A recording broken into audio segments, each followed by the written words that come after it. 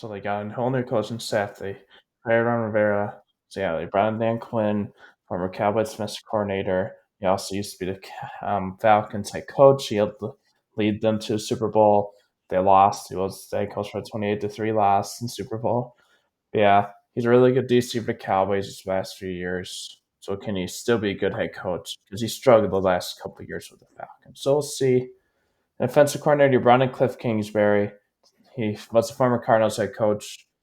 His offense is tons good. Start off the season good, but like near the end of the season, he started to struggle a little bit. He had some really good quarterbacks in colleges, but he didn't he had Patrick Mahomes in college, but he had a losing record. But yeah, he spent last year as a USC assistant. And defensive coordinator, you got Joe White Jr. He's a former Cowboys defensive pass game coordinator. So yeah, like my Cowboys defense has been really good with Quinn. So yeah, we'll see if how he can translate to the Commanders. Because Commanders have some good talent on defense. They don't have much talent as the Cowboys did. Like they don't have a Micah Parsons. like they got two good defensive tackles, but they do not have a guy like Parsons. So we'll see what happens there. Yeah, that's it for your coaching staff. Now let's go to your depth chart. Draft the Jayden Daniels second overall pick. He should be really good. He should be well worth that pick. He might struggle a bit as a rookie, like most rookie quarterbacks do, but he should be a really good quarterback for the future for you guys. Then behind him, you got Marcus Mariota, former second overall pick back in 2015. He's had some decent years, but he's just a fine backup at this point. That's really it. Like he's a good backup, but you do not want him starting on a consistent basis. So you hope Daniels does good and doesn't get injured. Behind him, you also got Jeff Driscoll. He's okay backup. He's 31 though, so he probably doesn't have a ton left the tank. He's a fine backup. Third string quarterback is good. Then you also got a UDFA Notre Dame rookie quarterback, Sam Hartman. He's a lot of college experience. UDFA. He has a decent chance of being out Driscoll for the third quarterback job, but if he doesn't, Hartman should be practice squad. So we'll see there. But then see that, but then quarterback, you also got Trace McSorley. He's not done anything in the league, but everybody knows about him just because of memes. So yeah, so that's it for your quarterback. Now let's go to running back. You have still Brian Robinson, third year guy, former third round pick. He's had two good seasons so far. You're still might be a little bit of a 1A, 1B thing with him and Eckler now. But I feel like you're kind of hoping Robinson can step up and be your main guy because Eckler was showing decline last season with the Chargers. So we'll see. Robinson's still a good running back. Then behind him, you brought in Austin Eckler. He used to be one of the top passing running backs in the league. He missed 3 games last year. He struggled. Like you could tell like at some rushes he was not as fast. But it might have been he just wasn't fully healthy from his injury. He still had 1,000 total yards last year if you include rushing and receiving. So he's had a lot of good years. So we'll see, but he is 29. That is pretty old for a running back. Then behind them, you also got Chris Rodriguez Jr., second year guy at Kentucky, former 6th round pick. He has not he had literally had 51 carries, so he's not done anything for them. They haven't given opportunities. Just a developmental back, but he is almost 25, so we'll see. Then behind them, you also got Jeremy McMichaels. He's a decent backup, like he's your first string, that's fine, but he's not great. He's just all right. So yeah. Let's go into running back. Now let's go to wide receiver. You still got Terry McLaurin. He's really good. Like let's look at his stats. Like he's had 1,000 yards every season, but his rookie year. Every year he has not had a single consistent quarterback play. Like he has not had good quarterbacks his whole career. He's had over 1,000 yards. So he's a really good wideout. Can he help those touchdowns a little bit and get the 10 touchdowns to help out the rookie quarterback? So then as your number two, you got Olamide Chuchugius. He's all right depth. He's good depth, but you don't really want him as your number two wideout. We'll see, but he's all right. but you're not expecting to compete this year anyway, so it's fine if you have some weaknesses. Because in the off season, you can just next off season you can build up your roster, but you still want Daniels to have a lot of good weapons, so he has all the things he needs to succeed in rookie. Then you also got Luke McCaffrey, Christian McCaffrey's younger brother, and also son of Ed McCaffrey, Broncos legendary wide receiver. Third round pick. Sounds like he has won their third wideout job. Hopefully he can be good, but I think a third round pick was, even though it's late third round pick is a little high for me on him, but we'll see. Behind him, you also got De'Ami Brown, first year former third round pick out of North Carolina. Going to his fourth year, he's still really young. He's still only 24. So we'll see. Maybe he still has some development in him. You're not expecting much. He's done nothing in his career so far. So maybe because he won't be 25 until November. So then you also got Jamison Crowder. Yeah, he had some good years with the Commanders before, didn't he? So yeah, he's been his first 4 years with the Commanders. Now it's the second year stint with them. He has some good years, but he's on the decline. He's 31. He's not that good anymore. How does the depth fight out? Like your fifth guy, like that's what they have him listed on the depth chart. That's perfectly fine. They also have Byron Pringle, former Chiefs wideout. Um, Come on, there we go. Former Chiefs wideout, second year Commanders. You're right, depth. Special teamer, it's a decent returner.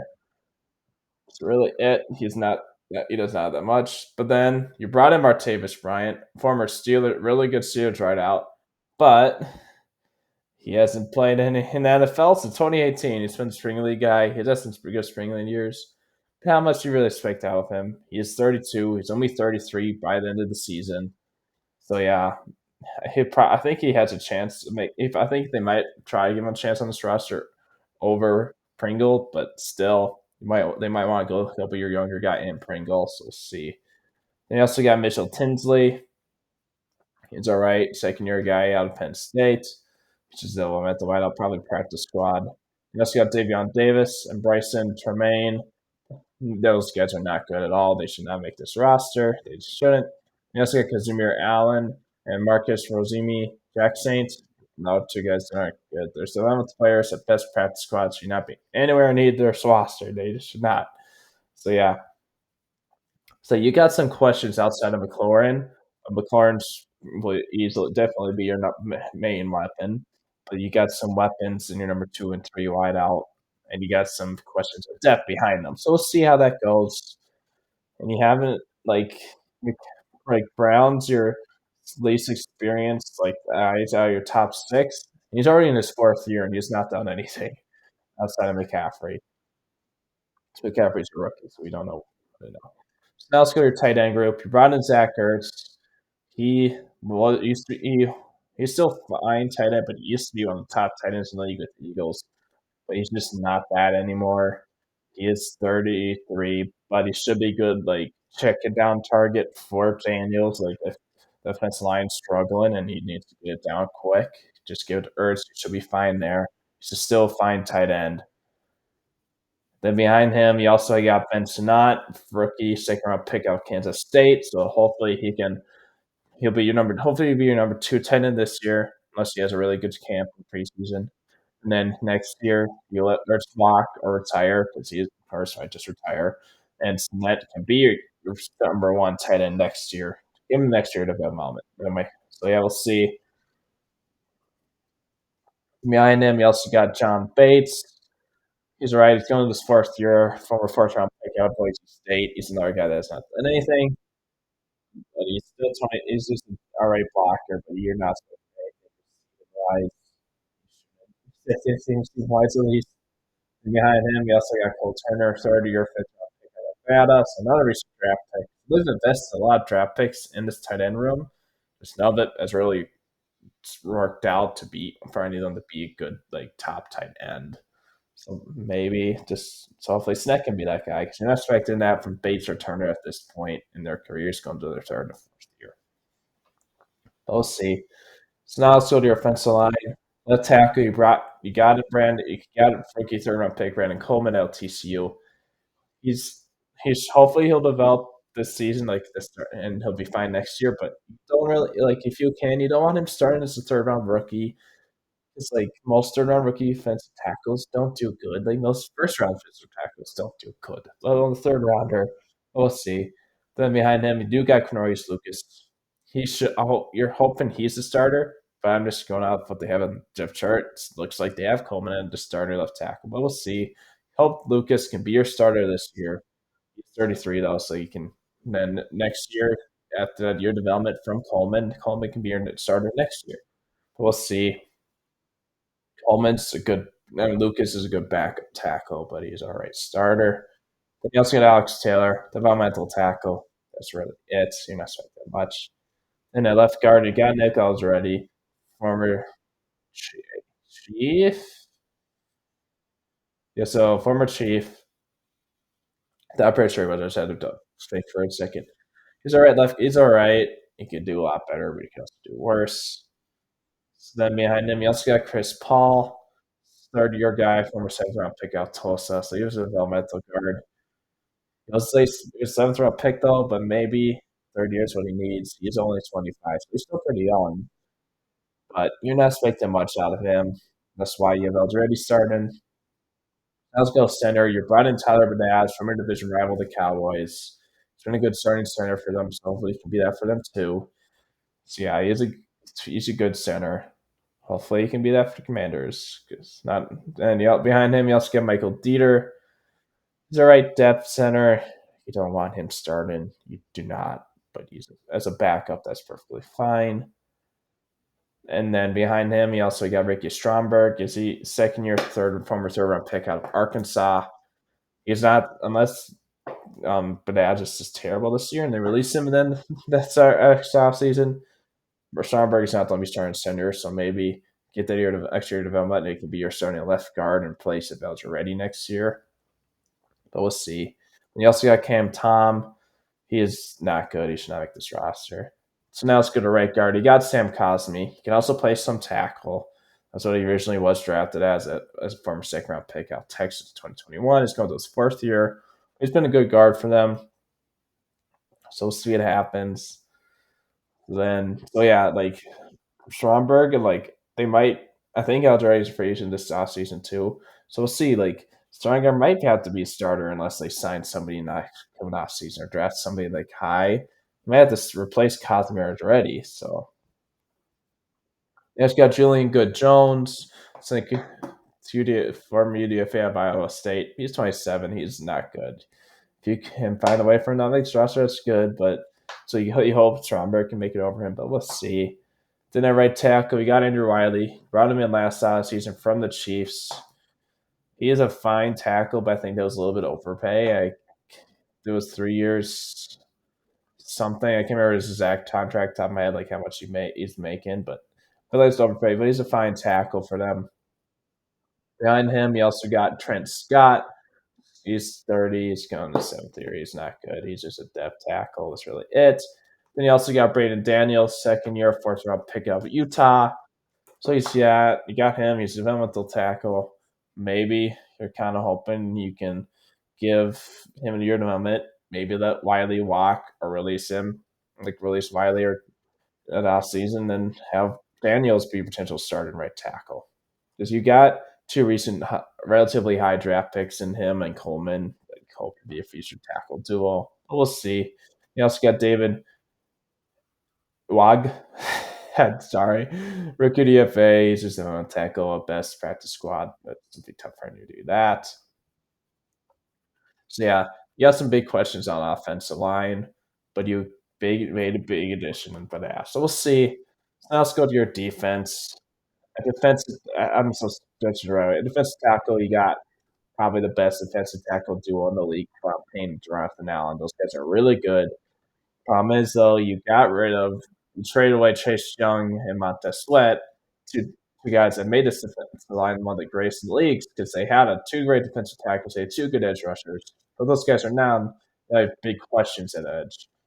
But he also drafted John Newton to be a defensive tackle who can be good too. So we'll see though. Got Clayton and Farrell. He's a former first round pick bust. He was everybody knew what time he drafted fourth overall in 2019. He was a reach. And he proved that. So let's see. So yeah, defensive tackles, you got Drop Payne, Jonathan Allen. Those two guys are really good. Yeah, like together, those guys are really good. Then he also drafted John Newton in the second round.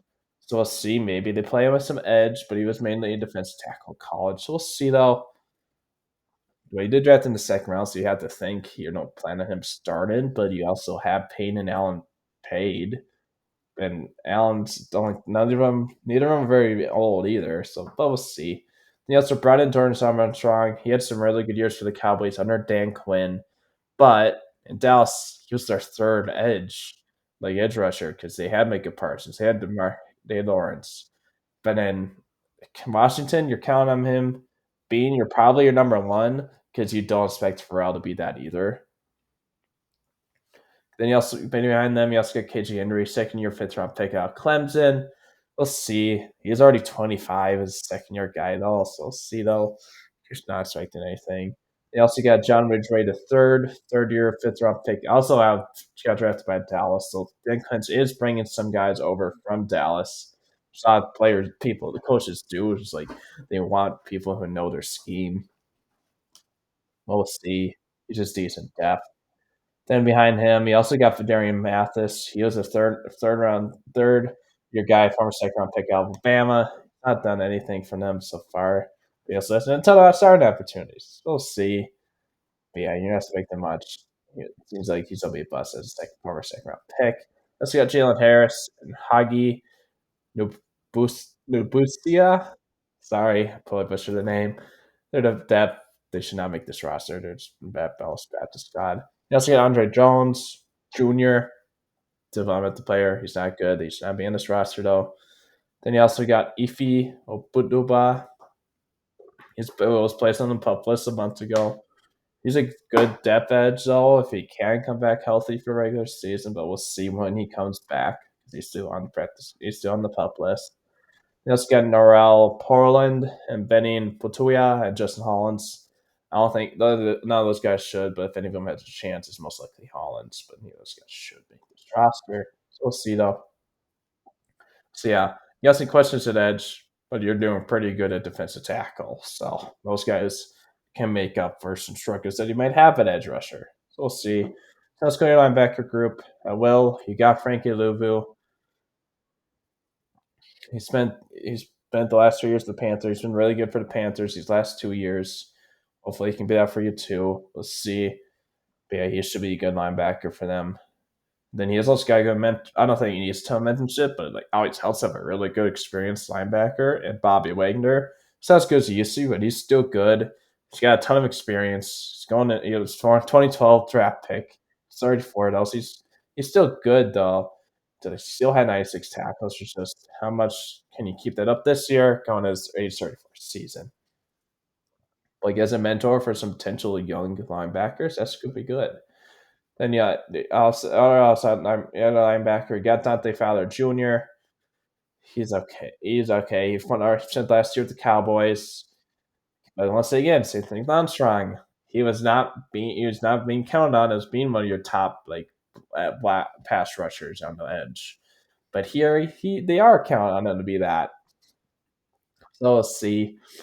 But you also got former first round pick Jamin Davis. Sounds like they are going to be playing him a little more at edge, but he has not been worth that former first round pick so far. So we'll see.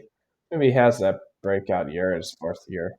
But yeah, like this former G did not give them a lot of good first round picks. Like, Davis is not that good.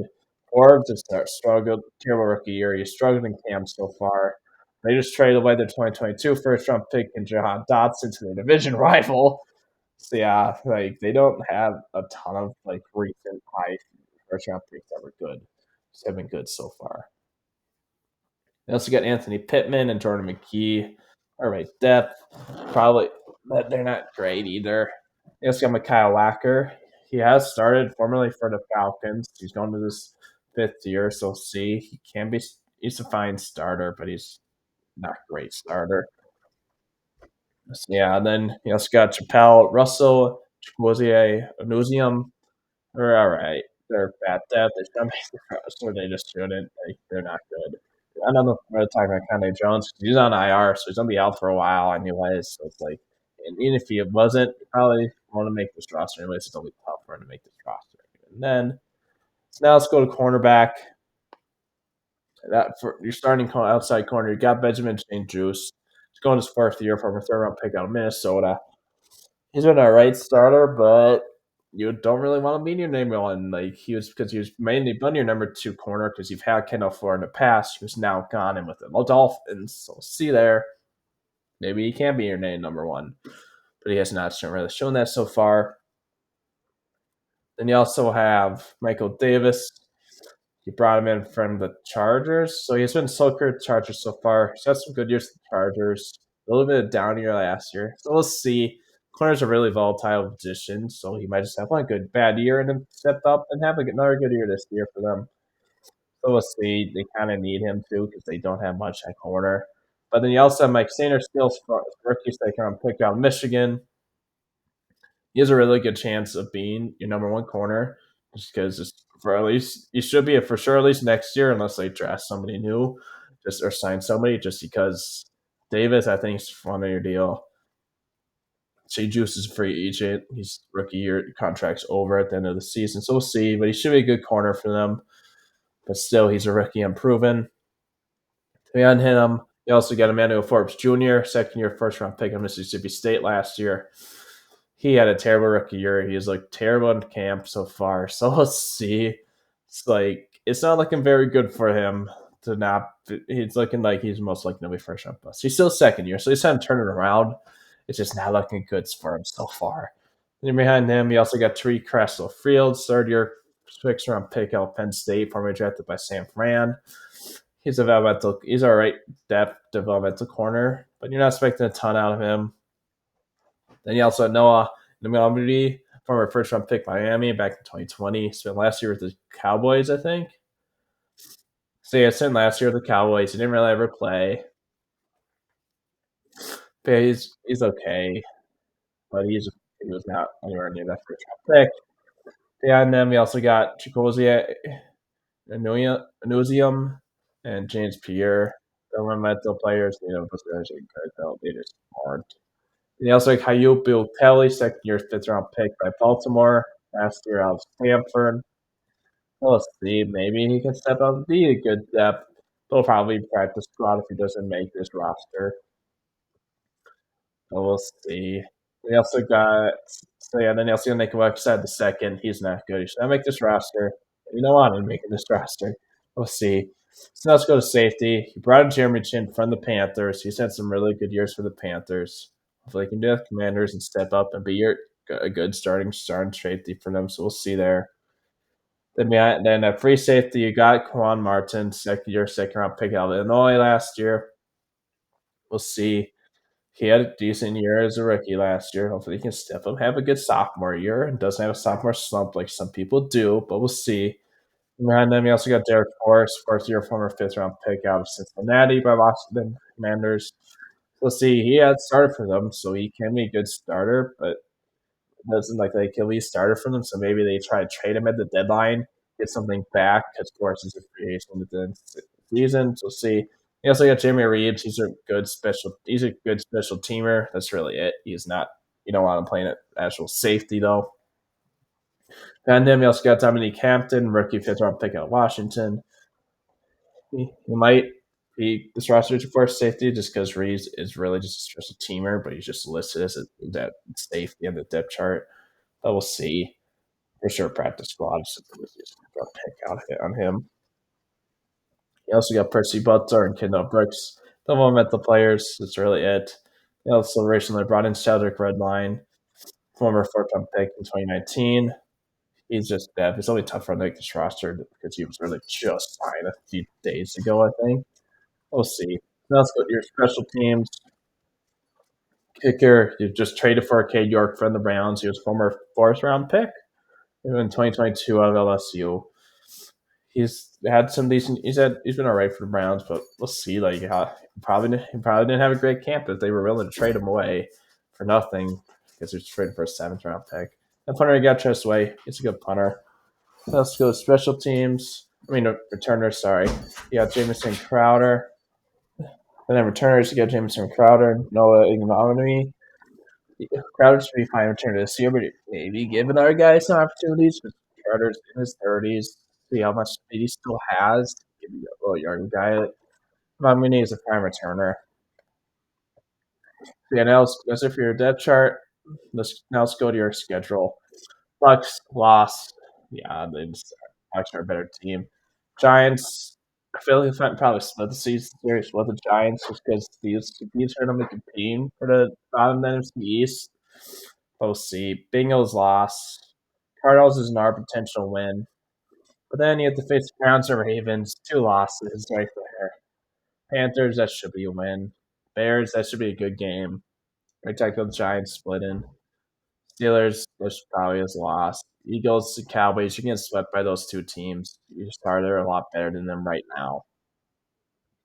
Titans, that could be another win, but they might also lose it. But somebody good should be a good game. Let's say two bad teams, but like should be a good game, like good close game.